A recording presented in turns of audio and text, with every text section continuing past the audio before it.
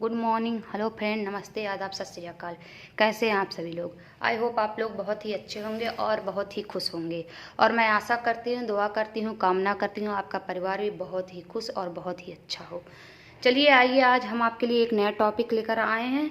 राष्ट्रीय शिक्षा नीति 1968 और उसके बाद 1986 के बारे में पढ़ाएंगे।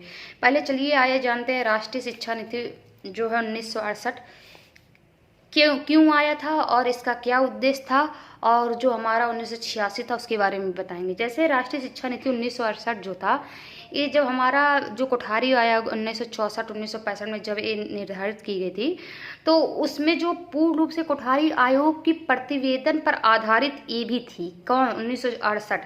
ठीक है। इसमें क्या था कि जब 1968 आया था तो उस समय जो हमारी शिक्षा जो था, यानी जब हमारा देश आज़ाद हुआ था, तो हमारे देश में आज़ादी को लेकर जो स्तर शिक्षा के थे उनको सुधारने के लिए एक नीति बनाई गई कि शिक्षा के व्यवस्था को और आगे कैसे बढ़ाया जाए और उसको कैसे क्रियान्वयन किया जाए। इस उद्देश्य से की पूर्ति करने के लिए जो है नई शिक्षा नीति की निर्धारित की गई। जैसे 1968 शिक्षा नीति जो था, हमारी कोठारी आयोग यानी कोठारी आयोग में जो बात मेंशन की गई थी उसको उसके प्रतिवेदन पर किया गया, और उसके बाद जो थी राष्ट्रीय शिक्षा नीति यानी राष्ट्रीय शिक्षा नीति का एक ड्राफ्ट बनाया गया। उसके बाद शिक्षा के सामाजिक सुधार के लिए भी एक काम किया गया। इसमें क्या था कि इसमें शिक्षा प्रणाली को 10+2+3 पद्धति का विकास, हिंदी के संपर्क भाषा का विकास जो है, शिक्षा के अवसरों को समानता का प्रयास करने के लिए किया गया, और नैतिक सामाजिक पर भी जोर दिया गया। ये 1968 शिक्षा नीति थी। ठीक है। और इस पे क्या था, हमारी शिक्षा को जो वैज्ञानिक यानी हमारी शिक्षा को वैज्ञानिक तकनीकी को आगे बढ़ाने के लिए, यानी किस रूप से वैज्ञानिक तकनीकी से हम आगे बढ़ाएंगे तो हमारा शिक्षा का विकास होगा, और हमारा शिक्षा जो है राष्ट्र की शिक्षा के रूप में उभरेगा, और हमारे देश में शिक्षा के स्तर को बहुत ही अच्छे से मान्यता मिलेगी, और देश में जो लोग रहते हैं शिक्षा को प्राप्त करेंगे, जिससे देश का जो है नाम रोशन होगा। ठीक है। ये सब हमारे देश में जो है शिक्षा नीति बनाई गई थी।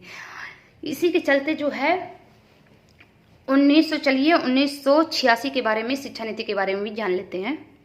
जब हमारी जो है 1968 में शिक्षा नीति जो बनाई गई थी, तो उस शिक्षा नीति चाहती थी कि हाँ, जो हमारे देश में जो राष्ट्रीय शिक्षा का विकास हो, और जो कोठारी आयोग में जो कमियां थी उसको मेंशन करने के लिए, दूर करने के लिए जो बनाई गई थी, यानी उससे क्या था, सर्वप्रथम भारत की राष्ट्रीय शिक्षा नीति 1968 की जब स्थापना हुई, तो उस शिक्षा नीति की प्रस्ताव और प्रावधान जो किए थे, उसमें लागू जो है, जो प्रस्ताव आया था और जो प्रावधान आया था, ठीक है, उसको पूर्ण रूप से लागू नहीं किया गया था। तो इसको दूर करने, यानी पूर्ण रूप से लागू नहीं किया था, तो जनवरी 1985 में देश के जो प्रधानमंत्री हमारे उस समय थे, जैसे जो हमारे स्वर्गीय राजीव गांधी थे, तो उन्होंने क्या कहा था कि हमारे देश में हम ऐसे शिक्षा नीति लेकर आएंगे अपने देश के लिए कि शिक्षा का स्तर जो है काफ़ी उसमें सुधार होगा, और हमारा शिक्षा नीति जो है एक स्तर से दूसरे स्तर पे बढ़ता हुआ जाएगा, और प्रत्येक लोग जो है राष्ट्रीय शिक्षा नीति की पर रूप से, यानी कि राष्ट्रीय शिक्षा रूप को अपनाएंगे, और शिक्षा का जो मार्ग है एक स्तर से दूसरे स्तर से काफ़ी अच्छा व्यवस्था की जाएगी, और देश के हित में काम किया जाएगा। ये जो हमारे स्वर्गीय राजीव गांधी थे, उन्होंने कहा था। उनका क्या कहना था कि हमारा जो हमारे देश में, यानी आज़ादी से पहले जो शिक्षा नीति लोग लेते हुए चले आ रहे थे, और शिक्षा का स्तर जो है धीरे धीरे समझ लीजिए बढ़ता हुआ चला जा रहा था, और कुछ काफ़ी सुधार होता हुआ चला गया था। तो इनका लाने का मकसद था कि हम ऐसे शिक्षा नीति को लाएंगे जो वैज्ञानिक तकनीकी पर जोर दिया जाएगा, और वैज्ञानिक रूप से काम किया जाएगा, और वैज्ञानिक रूप से जब काम किया जाए तो शिक्षा का स्तर काफ़ी सुधार होगा, और हमारा जो तकनीकी है काफ़ी आगे बढ़ जाएगा। तो इन्होंने यानी नई शिक्षा जो द्वितीय राष्ट्रीय शिक्षा नीति 1986 में लाया गया था, इस नीति को जो है 1986 में स्वीकृत प्रदान किया गया, और हमारे देश के राष्ट्रीय शिक्षा नीति जो 1986 में, उसमें काफ़ी सुधार किए गए, और बच्चों के लिए जो है काफ़ी अलग अलग से व्यवस्था की गई। तो चलिए पहले 1968 के बारे में पढ़ते हैं, उसके बाद 1986 के बारे में पढ़ते हैं। प्रथम राष्ट्रीय शिक्षा नीति 1968 यानी 24 जुलाई को भारत की प्रथम राष्ट्रीय शिक्षा नीति जो है घोषित की गई। उसमें पूर्ण रूप से कोठारी आयोग के प्रतिवेदन पर आधारित थी तथा इसमें सामाजिक दक्षता, राष्ट्रीय एकता एवं समाजवादी की स्थापना करने का लक्ष्य निर्धारित किया गया था। यानी जब हमारी 24 जुलाई भारत का प्रथम राष्ट्रीय शिक्षा नीति घोषित हुई गई तो इनका कोठारी आयोग जो था उन पे आधारित था, उनकी प्रतिवेदना पर जो आधारित थी, ठीक है, उस पर काम किया गया। और उसमें जो है सामाजिक दक्षता यानी हम सामाजिक दक्षता होगा और राष्ट्रीय एकता के रूप में काम करेंगे और समाजवादी की स्थापना करने का लक्ष्य निर्धारित किया गया था इस आयोग में, ठीक है, किसमें, राष्ट्रीय शिक्षा नीति के में, ठीक है। इसमें इस शिक्षा प्रणाली का रूपांतरण का 10+2+3 पद्धति का विकास, हिंदी का संपर्क भाषा का विकास, शिक्षा के अवसरों की समानता का प्रयास, यानी इसमें जो ये शिक्षा प्रणाली जो बनाई गई थी 10+2+3 की पद्धति के विकास पे बनाई गई थी, जो आज तक चलती हुई चली आ रही है। जैसे आप 10 पढ़ते हैं यानी हाई स्कूल पढ़ते हैं, उसके बाद 2 साल आप इंटर करते हैं, 3 साल आपका ग्रेजुएशन करते हैं, तो इस शिक्षा पर ये बनाई गई थी, वो आज तक भी चली आ रही है, ठीक है। और ये शिक्षा नीति में यानी 1968 जो शिक्षा नीति आया तो उसमें ये बात मेंशन की गई थी।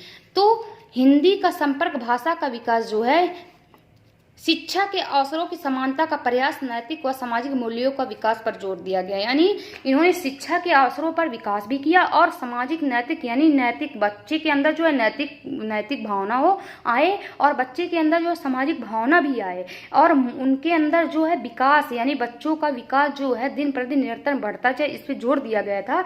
तथा इसका सबसे मुख्य पॉइंट क्या था कि विज्ञान व तकनीकी शिक्षा पर बल दिया गया था। जो 1968 जो हमारी शिक्षा नीति आई है तो इन्होंने विज्ञान व तकनीकी पर जोर दिया था कि हम विज्ञान के रूप में और तकनीकी, अगर हम नया टेक्नोलॉजी लाएंगे तो इससे क्या होगा, शिक्षा का स्तर जो है, शिक्षा के स्तर में काफ़ी सुधार होगा और वो एक स्तर से दूसरे स्तर पर पहुँचने में जरा सी भी देरी नहीं लगेगी। तो वो जो है विज्ञान व तकनीकी स्तर पर बल देगी, ठीक है। तो हमारा ये था 1968 की शिक्षा नीति। आइए देखते हैं अब हमारा 1986 की शिक्षा नीति पर क्या बात कही गई थी।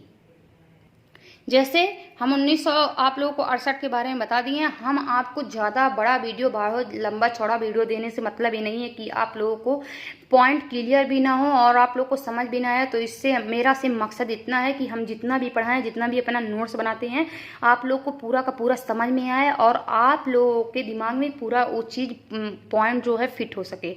तो यही मेरा उद्देश्य है और आप बस तो मेरे पॉइंट को सुनते हुए चलिए और मैं क्या कह रही हूँ इसको समझने की कोशिश करिए। आई होप आपका पूरा का पूरा क्लियर होता हुआ चला जाएगा। चलिए आइए नई अद्वितीय राष्ट्रीय शिक्षा नीति 1986 के बारे में क्या था। सन 1968 में सर्वप्रथम भारत की राष्ट्रीय शिक्षा नीति की स्थापना हुई। यानी 1968 में जो है सर्वप्रथम, जो हम पहले आप लोगों को बताए हैं, प्रथम राष्ट्रीय शिक्षा नीति की स्थापना हुई। किंतु शिक्षा नीति के प्रस्ताव एवं प्रावधानों को पूर्ण रूप से लागू नहीं किया। यानी इसमें जो प्रस्ताव बनाए गए थे और प्रावधान जो बनाए गए थे कि हाँ ये पॉइंट यहाँ मेंशन किया जाएगा, तो वो चीज़ लागू नहीं कर पाए। तो उन्हीं की कमियों को समझ लीजिए दूर करने के लिए सन 1985 में देश के भूतपूर्व प्रधानमंत्री स्वर्गीय राजीव गांधी ने सत्ता संभालते हुए नई राष्ट्रीय शिक्षा नीति व्यवस्था की। यानी जो राजीव गांधी थे 1985 में, उस समय जो प्रधानमंत्री थे, जब उन्होंने देश में जो है अपनी सत्ता संभाले, यानी देश में जो है आए और जब राजीव गांधी जो थे प्रधानमंत्री के रूप में जब अपना कार्यभार संभाले, तो उस समय नई राष्ट्रीय शिक्षा नीति की व्यवस्था के बारे में पहले उन्होंने बात की थी। हम ऐसे राष्ट्रीय शिक्षा नीति की व्यवस्था करेंगे जो वैज्ञानिक और तकनीकी के आधार पर काम करेगा और हमारा जो टेक्नोलॉजी होगा काफ़ी इससे मदद मिलेगा, ठीक है। तो यानी राष्ट्रीय शिक्षा नीति की व्यवस्था का विश्लेषण और समीक्षा किया और इस समीक्षा के आधार पर इन्होंने कहा कि राष्ट्रीय शिक्षा की नीति यानी विश्लेषण किया और इस समीक्षा के आधार पर challenge of education and policy perspective document प्रकाशित किया, ठीक है। इन्होंने एक डॉक्यूमेंट प्रकाशित किया था राष्ट्रीय शिक्षा नीति की प्रस्तावित प्रारूप को अंतिम एवं प्रदान करने के लिए केंद्रीय शिक्षा सलाहकार, यानी राष्ट्रीय शिक्षा नीति को जो भी यानी पॉइंट था, जो भी प्रस्ताव व प्रावधान थे, उसको अंतिम रूप से प्रदान करने के लिए केंद्रीय शिक्षा सलाहकार, यानी जो केंद्रीय शिक्षा सलाहकार थे, यानी प्रस्तावित व अंतिम उनके जो रूप थे, जो उन्होंने प्रावधान बनाया था, उनको केंद्रीय शिक्षा सलाहकार मंडल के समझ प्रस्तुत किया गया। उन्होंने जो प्रस्ताव बनाए थे, जो प्रावधान बनाए थे, उन्होंने केंद्रीय सलाहकार मंडल के समझ प्रस्तुत किया और मई 1986 में इसे नई शिक्षा नीति के रूप में स्वीकृत प्रदान किया। और मई जो 1986 में क्या था, इसे नई शिक्षा नीति के रूप में एक स्वीकृति मिली कि हाँ चलिए आप लोगों को ये स्वीकार किया जाता है कि शिक्षा नीति जो है ऐसी ही होनी चाहिए। इसमें निम्न प्रकार वर्णन किया गया। इसमें क्या वर्णन किया गया था, आइए देखते हैं। मुख्य पॉइंट जो हमारा है, अगर आप लोगों के जैसे पूछ लिए इसमें क्या सुझाव दिया गया था, तो आप बताएंगे कि इसमें मुख्य पॉइंट जो मुख्य बिंदु कहा गया था कि प्राथमिक शिक्षा बाल केंद्रित हो, यानी हमारा जो प्राथमिक शिक्षा हो वो बाल केंद्रित, क्योंकि 1986 में जो था इन्होंने ये पॉइंट मेंशन किए गए थे कि प्राथमिक शिक्षा पर इन्होंने बहुत ज़्यादा जोर दिया था। और जो था इन्होंने कहा था कि अगर हम प्राथमिक शिक्षा के स्तर को सुधारेंगे तो इससे क्या है, देश के स्तर को, यानी देश को एक नया रूप मिलेगा शिक्षा के रूप में, यानी एक नया स्तर मिलेगा। बालक एक नया, हमें समझ लीजिए एक नया बालक के रूप में शिक्षा का स्तर जो दिन प्रतिदिन बढ़ता हुआ जाएगा और बालक जो है देश के भविष्य के हित में जो है काम करने पर जोर देगा। यानी प्राथमिक शिक्षा पर बाल केंद्रित हो, प्राथमिक शिक्षा जो है बालक के केंद्र के अनुसार चले। ठीक है, प्राथमिक शिक्षा गतिविधियों के आधारित हो, प्राथमिक शिक्षा के सभी गतिविधियां कराइए, आप उसमें सभी कार्य कराइए जिससे उस बालक का जो एक लेवल है सुधरने, एक लेवल से दूसरे लेवल तक पहुंचने में काफ़ी प्रयास ना करना पड़े और उसका स्तर काफ़ी पहले से ही सुधरा हुआ हो। बच्चों को पढ़ाने वाले शिक्षकों एवं शिक्षा संस्थाओं को अधिक सुविधा प्रदान किया जाए, यानी जो आप बच्चों को पढ़ा रहे हैं, पढ़ने वाले शिक्षक हैं और जो संस्था है उसे अधिक सुविधा प्रदान किया जाए। अगर आप एक टीचर को अधिक सुविधा दे रहे हैं और उस संस्था को अधिक सुविधा दे रहे हैं तो उससे क्या होगा, कोई भी ऐसा टीचर नहीं रहा अपने काम को सुव्यवस्थित ढंग से प्रस्तुत करेगा और बच्चों को काफ़ी अच्छे ढंग पर रूप से वो चीज़ तैयार करके लाएगा और बच्चे के समक्ष प्रस्तुत करेगा, जिससे बच्चे के अंदर जो है डेवलपमेंट और उसकी जो एनर्जी होगा काफ़ी अच्छा सुधार के रूप में प्रदान होगा।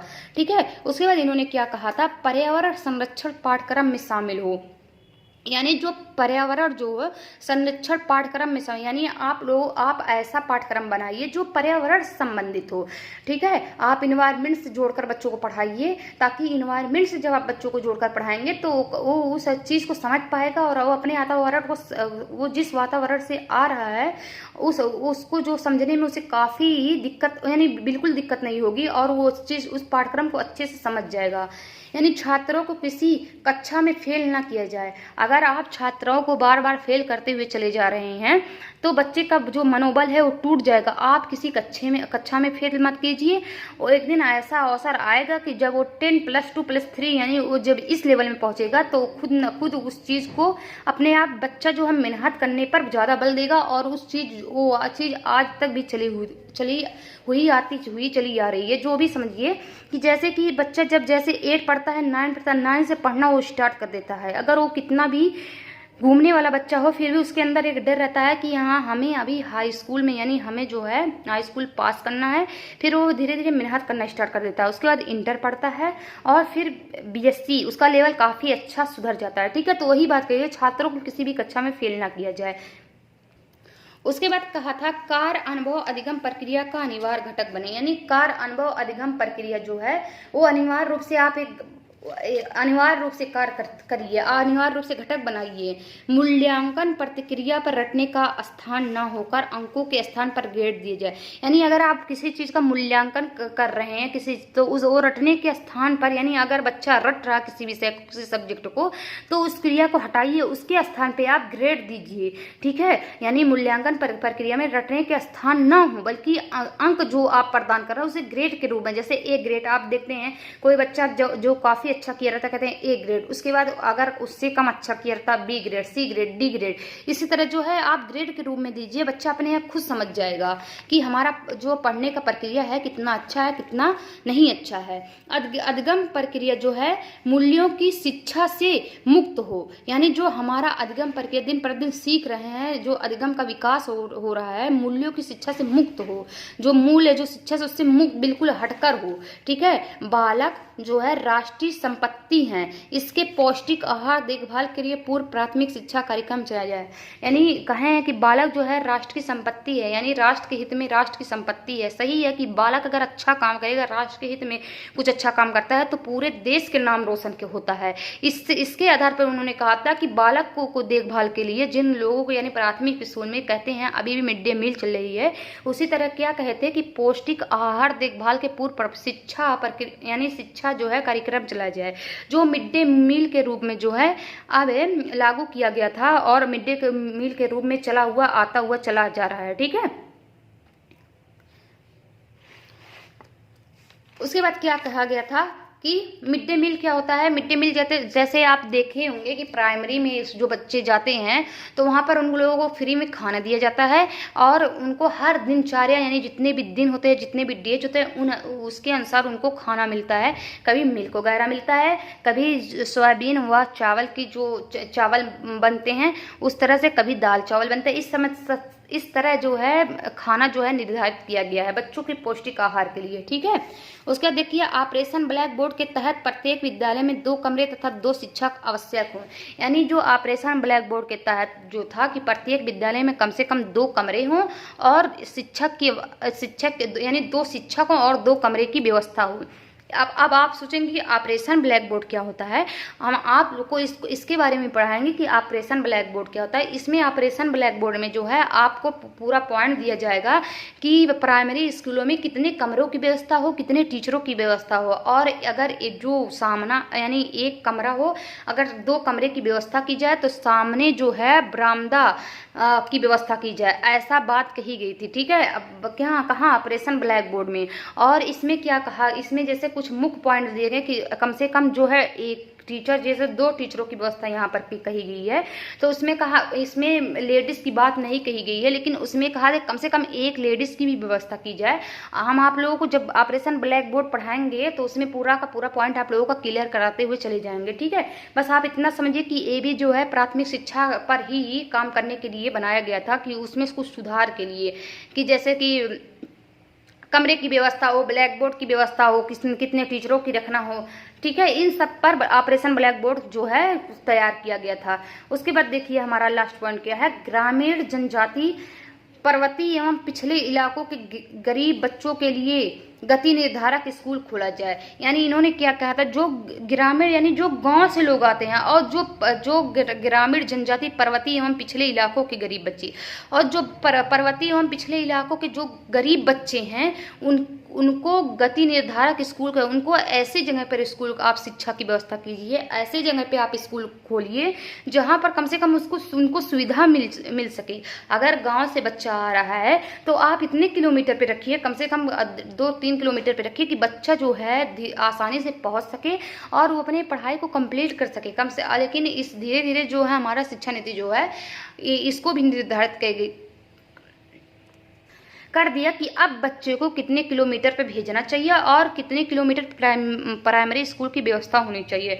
तो यही बात है कि अगर कोई पिछले इलाके से या जो है पर्वतीय इलाके से या ऐसे कोई इलाके से बच्चा गरीब है, नहीं शिक्षा को प्राप्त कर पा रहा है और वो पढ़ना चाहता है, तो आप उसकी गति यानी उसको बढ़ाने के लिए बच्चों को ऐसे जगह पे आप स्कूल की व्यवस्था कीजिए कि प्रत्येक बच्चे जो है शिक्षा को पा सके, शिक्षा से कोई वंचित न रह सके हमारे देश में, ऐसे शिक्षा की व्यवस्था कीजिए। ठीक है, तो ये सब हमारा जो है 1986 के मुख्य पॉइंट थे, और इसमें जो है 1968 हमने जो पॉइंट पहले पढ़ाए हैं आप उनको भी पहले देख लीजिएगा और 1986 भी देख लीजिएगा। आई होप आपको पूरा का पूरा क्लियर होता हुआ चला जाएगा। और अगर हमारे वीडियो को आप देख रहे हैं तो हमारे चैनल को लाइक, सब्सक्राइब, बेल आइकन को प्रेस करना मत भूलिएगा। जैसे कि आप लोग जानते हैं कि हमारा चैनल जो है अभी नया है। ठीक है, तो आप लोग प्लीज़ आप लोग स्किप करके मत जाइए, आप लोग एक बार वीडियो को देखिए। आई होप आप लोगों को पूरा का पूरा अच्छा लगेगा, क्योंकि हम इतने आप लोगों को सरल तरीके से पढ़ाने की कोशिश करते हैं कि आप लोग उस चीज़ से यानी जो पॉइंट आप लोगों को छूटा हो या कोई पॉइंट आप लोगों को समझ में ना आ रहा हो, तो हम उस तरह के नोट्स बनाते हैं कि आप लोगों का पूरा समझ में भी आए और आपका पूरा का पूरा पॉइंट जो है क्लियर होता हुआ चला जाए। तो आप लोग please like, subscribe, bell icon को प्रेस मत करना मत भूलिए और प्लीज़ आप लोग हमारे चैनल को पसंद कीजिए। हम आशा करते हैं, आई होप आप लोगों को बहुत जल्दी हमारे चैनल पे आना पसंद भी करेंगे। तो चलिए, इन्हें सबसे पहले आप लोगों को हम तहे दिल से धन्यवाद करते हैं कि जो आप लोगों ने हमें इतना वक्त दिया, हमारे वीडियो को इतनी देर तक देखे। तो आप लोगों के लिए तहे दिल से धन्यवाद। आई होप आप लोगों का दिन आज बहुत ही अच्छा जाए, आप लोगों का दिन बहुत ही शुभ हो। और कल हम आप लोगों के लिए एक नया टॉपिक लेकर आएंगे। इन्हीं शब्दों के साथ चलिए कल हम आपसे नया टॉपिक के साथ मिलते हैं। जय हिंद, जय भारत।